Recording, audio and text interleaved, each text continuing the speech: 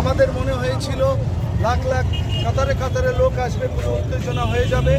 হুমায়ুন কবির সাহেবকেও আমরা অনুরোধ করেছিলাম যে আপনি মসজিদ করুন, বাবরি নামটা থেকে সরে আসুন, কিন্তু উনি বললেন যে শেষ মুহূর্তে যদি আমি নাম পরিবর্তন করি তাহলে পরে আমাকে লোকে গাদ্দার বা মির্জাফর বলবে।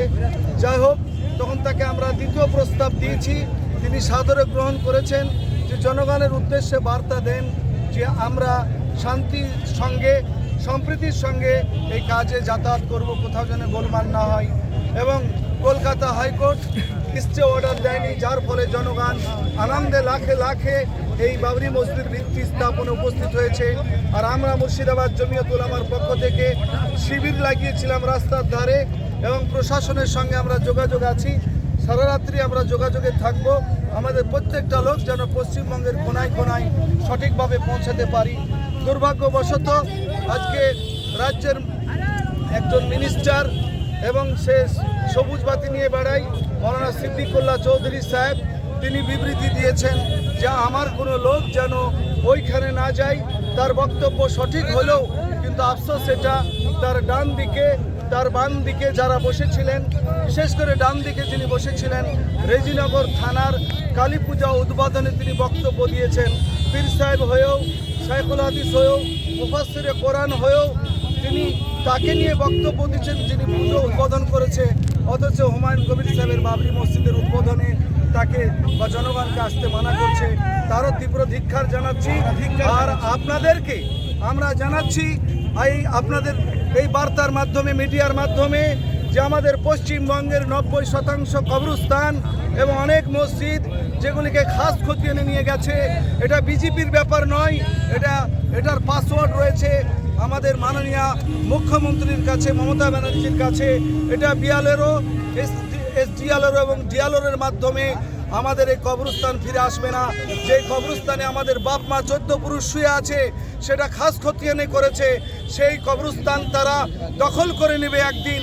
তাই আগামী দিনে আমরা লাগাতার রেগুলার জমিয়তের নেতৃত্বে আন্দোলন করে মমতা ব্যানার্জিকে বলতে চাই যে আমাদের খাস খতিয়ান থেকে মসজিদ এবং কবরস্থানকে মুক্ত করে মসজিদ এবং কবরস্থানের নামে ওই জমি করতে হবে।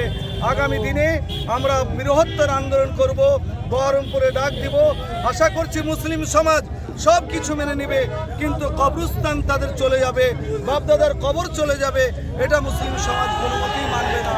তাই আপনাদের কাছে বিনীত নিবেদন সমস্ত মুসলিম সমাজের কাছে যে আপনারা যারা এসেছেন সুস্থ শৃঙ্খলার সঙ্গে আপনারা আপন বাড়িতে পৌঁছে যান, এই কামনা করছি। আর প্রশাসনকে ধন্যবাদ জানাবো যে আপনারা বিভিন্ন জায়গায় সহযোগিতা করছেন। আর মাননীয় হুমায়ুন কবির সাহেব, আপনি যে পথে নেমেছেন সেটা যেন দৃঢ়তার সঙ্গে, ইমানের সঙ্গে, মজবুতির সঙ্গে, অন্যজনের মতন গায়ে গা ভাসিয়ে দিয়ে ইমানদারির সঙ্গে কাজ করার আপনি লাইন নেন, এই কামনা করছি। আমরা ফিরে আসবো না। আমাদের ওয়াকাফের নামে আমাদের যারা মাদ্রাসা, মক্তব, খানকা, তবলিগ, জমিয়ত যারা দখল করতে চাই, আমরা সম্মিলিতভাবে গণতান্ত্রিক উপায়ে ধর্মনিরপেক্ষভাবে হিন্দু মুসলমান কাঁধে কাঁধ মিলিয়ে আমরা চলব, কিন্তু আমাদের সম্পত্তির ক্ষেত্রে আমরা কোনো রকম সমঝোতা করব না ইনশাআল্লাহ। জমিয়ত উলামায়ে হিন্দ জিন্দাবাদ, জমিয়ত উলামায়ে হিন্দ জিন্দাবাদ, নারায়ে তাকবীর, আল্লাহু আকবার।